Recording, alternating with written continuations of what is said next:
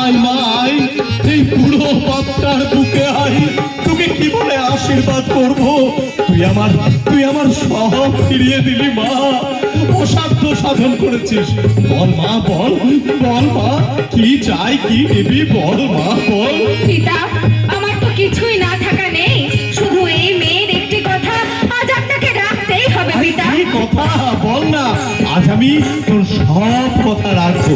বল মা বল বল। পিতা, আপনাকে একটি বারের জন্য মা মনসার পূজা করতে হবে।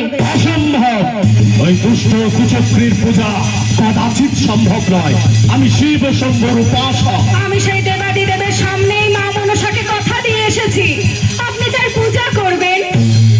আর দ্বন্দ্ব নয়, আর বৈরিতা নয়, এই সুখের সংসারে এবার শান্তি নেমে আসুক।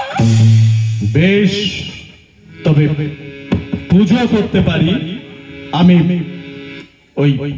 ওই চ্যাং মুড়ি কানের সামনাসামনি হতে পারবো না, আমি কিন্তু পিছন দিক থেকে পূজা দেবো। তাই হোক পিতা। আর একটি কথা জেনে রাখো, ডান হাতে আমি পূজা দিয়েছি শিব শম্ভুকে, তাই ডান হাতে সম্ভব নয়। বাম হাতে উনি যদি আমার পূজা গ্রহণ করেন তাহলে আমি পূজা করতে রাজি।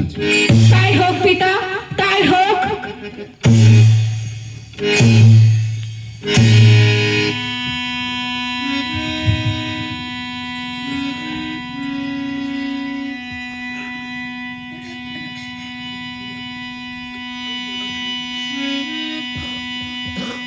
কমলা পুজিব শত দলে গোমা, কমলা পুজিব শত দলে গোমা, কমলা পুজিব শত দলে গোমা,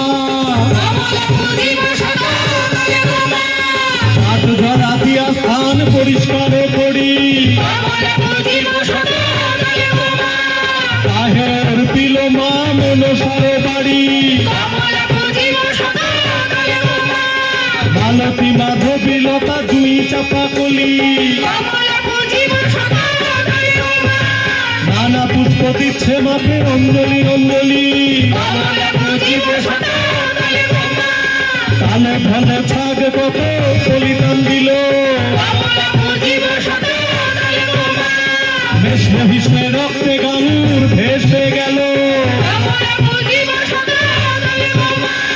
সেই মুখে বলতো রাজা চ্যাং মুড়ি কানি, আজ সেই মুখে বলে রাজা জয় মা ব্রহ্মাণী,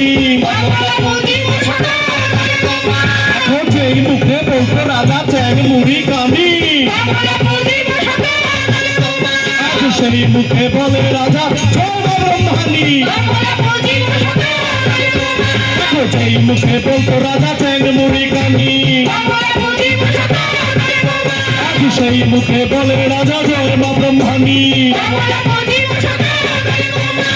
যেই মুখে বলতো রাজা চ্যাং মুড়ি কানি, সেই মুখে বলে রাজা জয় মা ব্রহ্মাণী।